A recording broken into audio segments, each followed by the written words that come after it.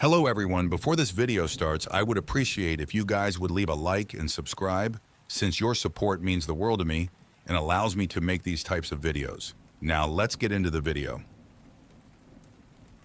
When my husband and I first got married and moved in together, we had a few fights on personal space, on chores, and on decor. Namely, my husband insisted on keeping this weird painting of a woman. "Who is she?" I'd asked when I first saw it. Leaned against a mountain of moving boxes. "Dunno, got it at a rummage sale." It was an original painting.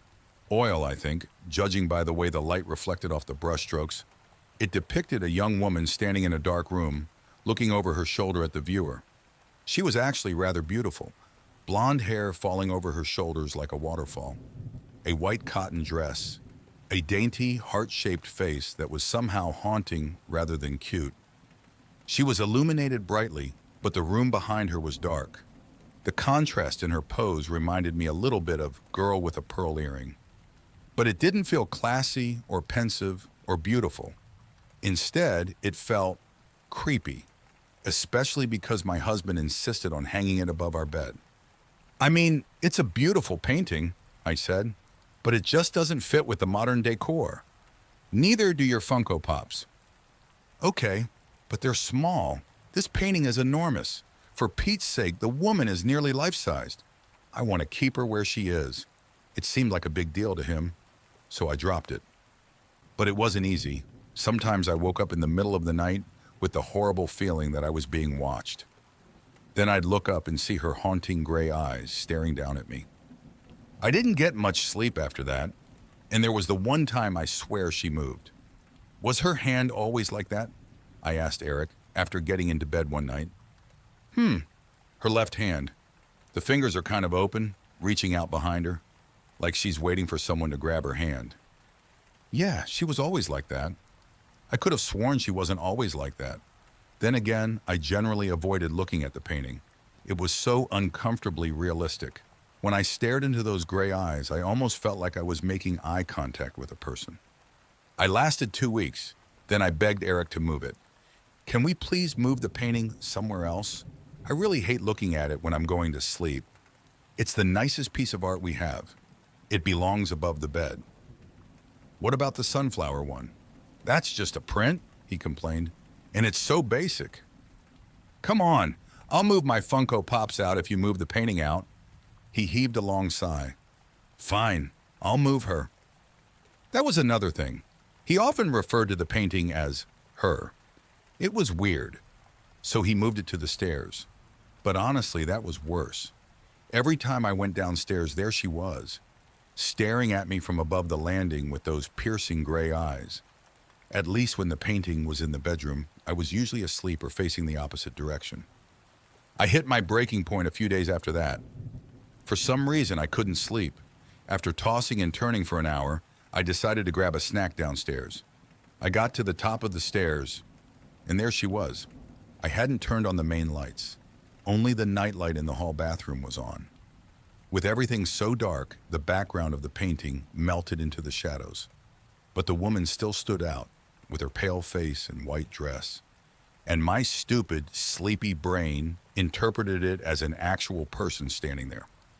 I jumped about a foot in the air, and I would have fallen all the way down the stairs had I not caught the banister at the last second. "Can we please get rid of that painting?" I asked the next morning. Eric turned away from the stove, set the spatula down. "Why?" "Last night it scared the frick out of me. I nearly fell down the stairs." He stared at me, as if unable to understand. "She scared you?" he asked slowly. "Well, more like startled me. I thought it was actually a person standing there." Well, he looked at me. Then he broke into laughter. And after a few seconds, I started laughing too. It was pretty stupid, now that I thought about it. I know I was sleepy, but still, I thought the painting was a person? What, did I think we were being burglarized by a young, beautiful blonde woman in a nightdress? "For now, I'll move her into my office. Then you don't have to look at her at all." That sounds good. And for a while after that, things were okay. I sort of noticed Eric spending more time in his office than usual, but he also had a big deadline for a brief coming up. And how would that be related to the painting anyway? It's not like he was staring at her for hours on end, except that's exactly what I caught him doing. One night, he didn't come downstairs to eat dinner with me. I called up to him a few times. No reply. So I went upstairs and walked into his office to find him staring at her. He was just sitting there, with his computer closed. No papers on the desk. Swivel chair turned towards the woman in the painting. "Oh," he said suddenly when I walked in. Then he quickly stood up. "I was just about to come down. Just sent in the brief a few minutes ago. They're really happy with it." He smiled broadly at me, as if nothing were wrong, and then slipped past me. I listened to his footsteps thump down the stairs. Had he actually just finished working? Or was he just sitting in here, staring at her? I ultimately decided not to bring it up. The painting was out of my sight, and that was great. Besides, I had bigger fish to fry, like my own deadline coming up for an article I hadn't even started. But then on Friday afternoon, I accidentally overheard him on the phone. His voice was muffled through the thick wooden door, but it wasn't hard to hear him. He was shouting almost. "I'll have it in by tonight." "No, I knew it was due on Wednesday." "Well, my wife fell down the stairs. I had to take her to the hospital." Those words sent a chill through me. I barged in. "Why are you lying about me falling down the stairs?" His face paled. He ended the call and turned toward me. "I'm so sorry, Tara, but I needed an excuse. I missed the deadline on that brief, and it's my job on the line." "The brief you told me you finished 2 days ago?" He nodded silently. I crossed my arms. "Look, Eric, your work is your business, but we've spent like all of 1 hour together all week because you've been locked in here all day, every day. I mean, are you even working, or are you just sitting in here staring at her?" His dark eyes locked on mine, and then his voice grew soft. "You're jealous of her." "What?" "You shouldn't be, Tara," he said, stepping towards me. "The painting makes her prettier than she was." I froze, stared at him. Then I finally found the words. "Are you saying this is a painting of someone you know?" "No," he said slowly. "Sorry, I misspoke. I meant whoever this is a portrait of, I'm sure it's a flattering likeness. All portraits are flattering like that." I stared at him, my heart pounding in my chest. "Who is this a painting of, Eric?" "I told you, it's not Eric."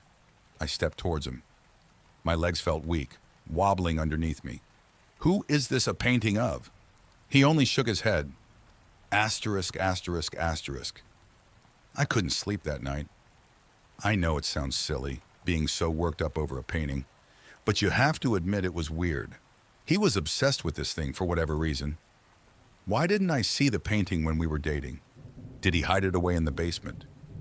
That was the one place I'd never been. Had he built a little shrine down there, painting, candles, the whole 9 yards? The thought of it made me sick. Is it an ex-girlfriend?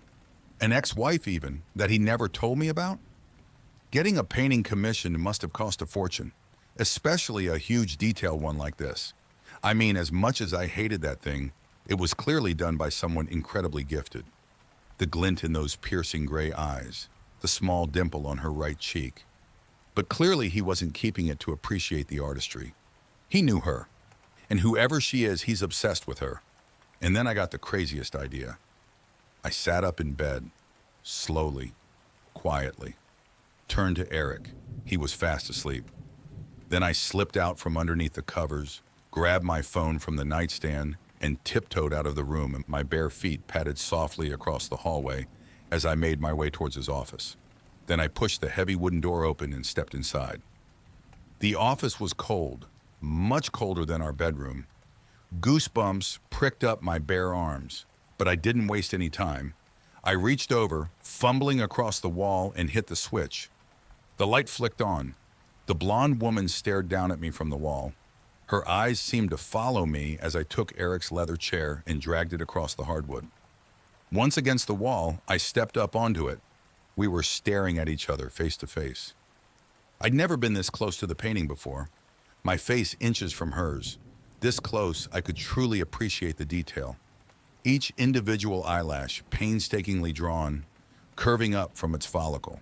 thread-like striations of light and dark gray filling her irises. Her skin, so pale and creamy, dotted with the tiniest of pores. But I wasn't here to appreciate the artwork. I lifted my phone and took a photo. Then I brought up a reverse image search. It took a few minutes for me to find the right website and upload the photo. But when the results loaded, I gasped. I expected maybe one result if I were lucky. Some sort of facial recognition that would match the painted face to a photo. Or maybe the artist's website would come up and mention who the subject was. But instead, dozens of thumbnails filled the page of the exact same painting I'd been staring at for weeks. Fingers trembling, I clicked on the first one. It led to a news article. Search continues for missing Franklin art student. My heart dropped. Little black dots danced in my vision. I collapsed into the chair behind me, trembling, and began to read. Anya Kelsing, 23, went missing after a hike with her boyfriend. The two became separated when they came upon a bear. Her backpack was found roughly a mile from where the sighting occurred, but no trace of Anya was found. And the caption under the painting. Kelsing is a third-year student at Franklin College, majoring in fine arts. She recently completed a self-portrait that was exhibited at Liqueur, above. I clicked on the next article, and the next, but they all said the same thing. Hike, bear, disappearance. All of them showed a photo along with her self-portrait. She looked strikingly identical to her painted likeness. None of them mentioned the boyfriend's name, but it had to be Eric.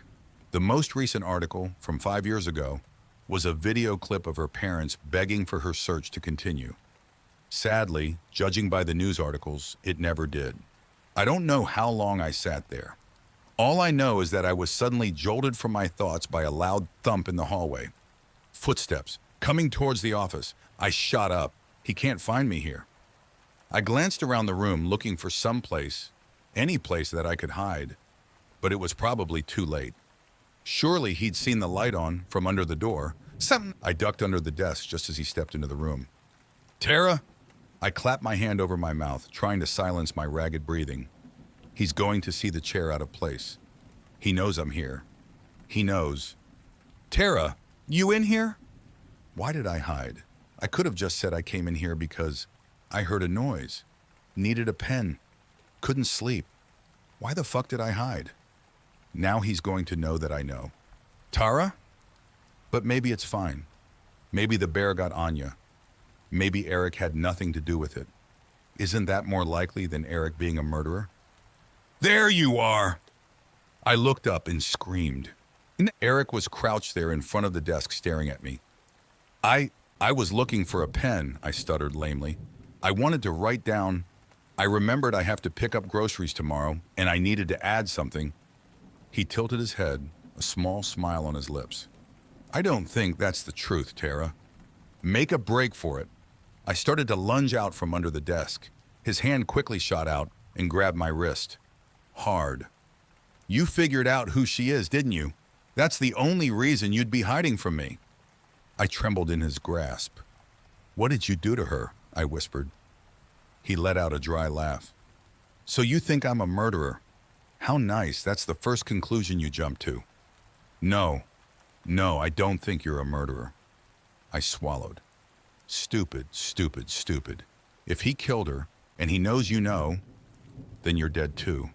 I'm sorry. I didn't mean that. Just, what happened? They didn't find a body. Did the bear get her? He didn't reply. Just stared at me, silently with those cold, dark eyes. I was jealous, I continued desperately. But now I understand. I wish you just told me. To lose someone like that, of course, you'd want to keep the painting.